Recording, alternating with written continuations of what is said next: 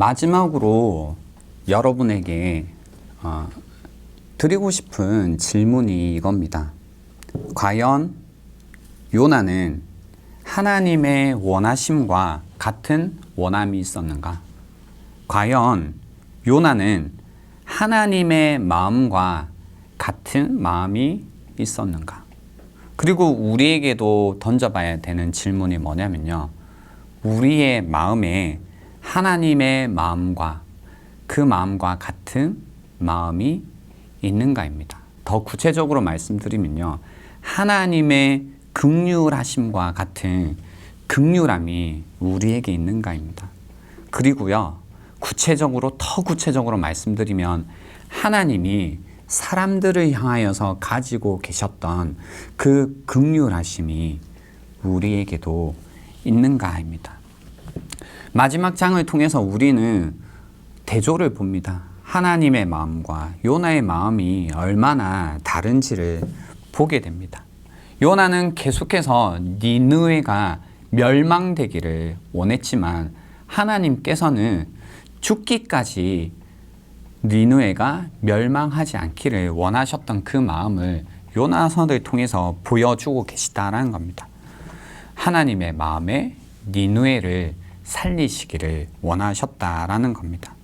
그러나 요나는 계속해서 니느웨가 망했으면 하는 자리에 앉아 있었습니다. 분노 가운데, 뜨거움 가운데, 악독 가운데 앉아 있었다는 겁니다. 우리도 그럴 수 있습니다. 하나님의 마음을 우리가 모르면요. 우리 그냥 하나님의 마음 몰라. 야, 어떻게 하나님의 마음과 우리의 마음이 같아지겠어? 라는 걸로 이야기를 계속 하겠지만 사실 하나님의 마음을 우리가 따라가지 않는다면 우리는 결국 악한 자리에, 분노의 자리에 계속해서 앉아있게 된다라는 겁니다. 그리고 그것이 우리 가운데 옳다라는 마음으로 죽기까지 할지라도 내가 옳다라는 마음으로 앉아있게 된다는 겁니다. 그래서 우리는 사람에게 긍휼한 마음을 가져야 됩니다. 저는 요나를 대하시는 하나님의 어떤 이런 모습이 뭔가 굉장히 온유하시다라고 느꼈습니다. 왜냐하면 요나의 마음이 하나님의 마음과 너무 달랐잖아요. 너무 달랐지만 이 요나의 마음을 하나님께서 점점 하나님의 마음 쪽으로 이끌고 계시다라는 게 이 본문에서 보였거든요.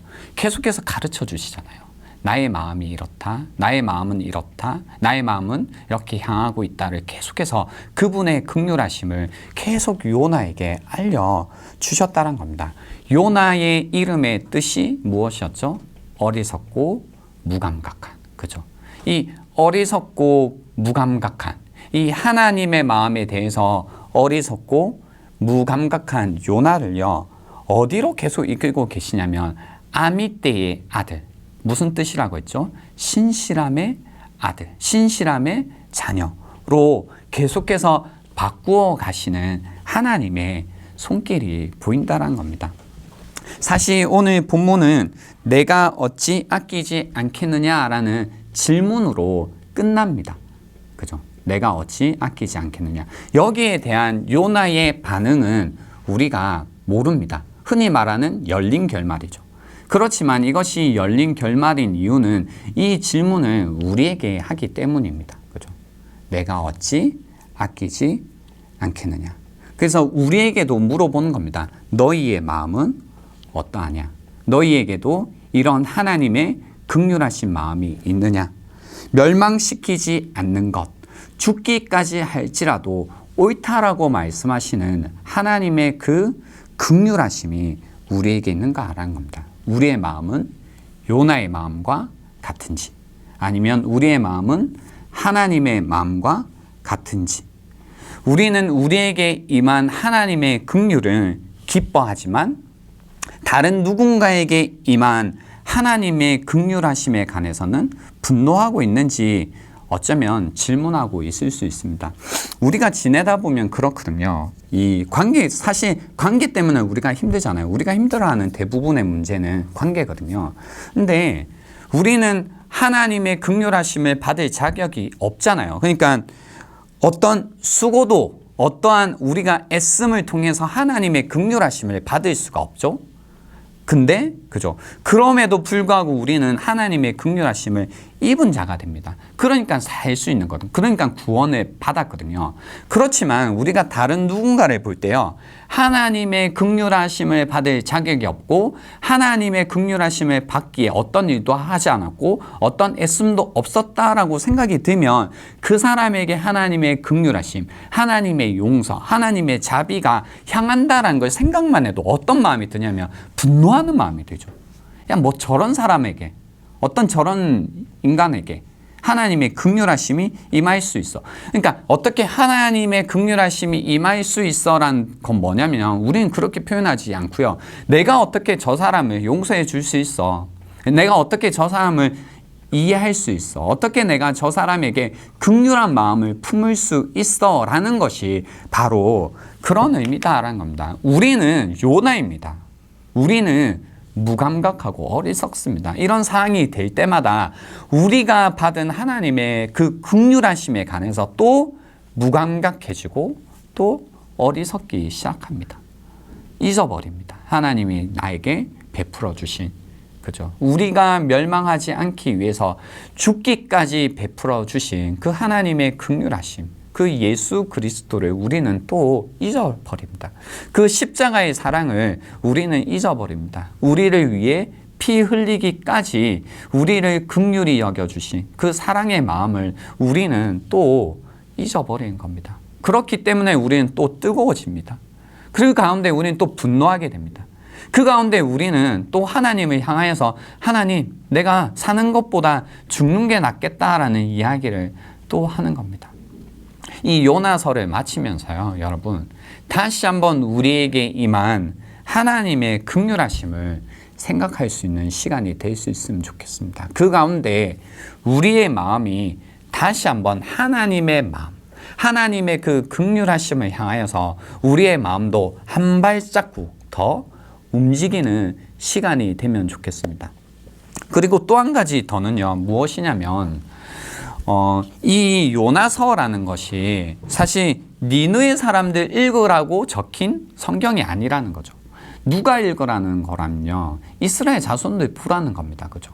이스라엘 자손들 보라는 거. 그러니까요, 요나서를 통해서 무슨 얘기가 계속 나왔냐면 회개에 관한 이야기가 계속 나왔었거든요. 회개하라, 회개하라, 이런 이야기가 있었거든요. 그리고 회개하면, 우리가 돌이키면 뭐예요? 돌이키시는 하나님이시다. 그리고 하나님은 이렇게 뭐예요? 죽기까지, 그죠?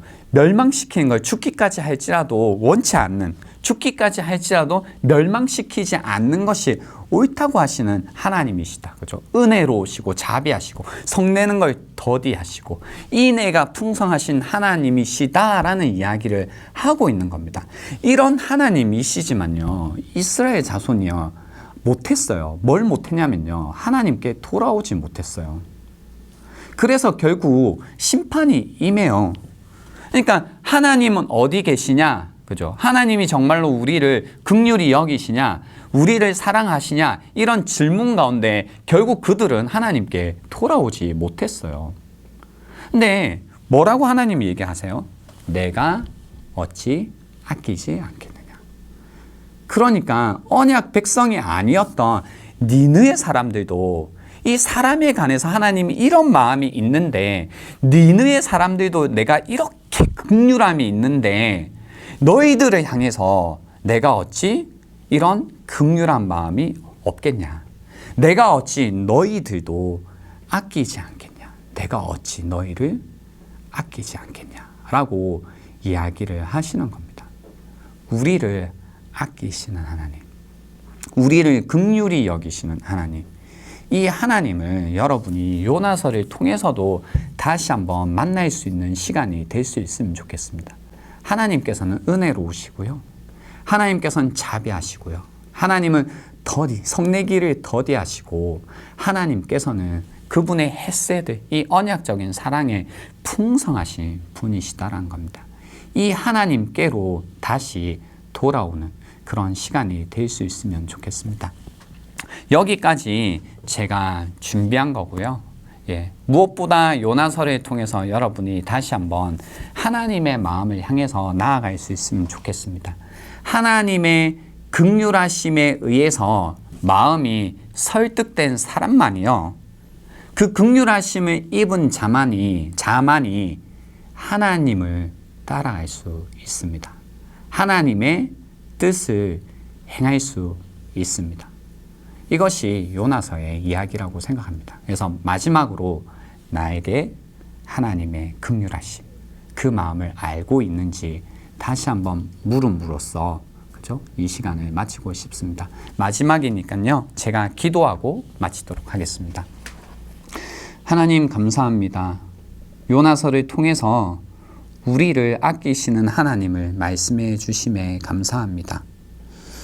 죽이지 않는 것이, 멸망시키지 않는 것이 죽기까지 할지라도 옳다고 말씀하신 하나님, 우리가 멸망되지 않기 위하여서 예수 그리스도를 죽기까지 그 옳음을 실행하신 주님, 그 긍휼하신 마음이 다시 한번 우리 마음 가운데 덮이는 시간이 되게 하시고, 우리로 하여금 하나님의 그 긍휼하심에 다시 한번 설득되어 하나님의 긍휼하심을 입은 자로서 하나님의 뜻을, 하나님의 마음을 닮아가는 자들이 될 수 있게 도와주시옵소서.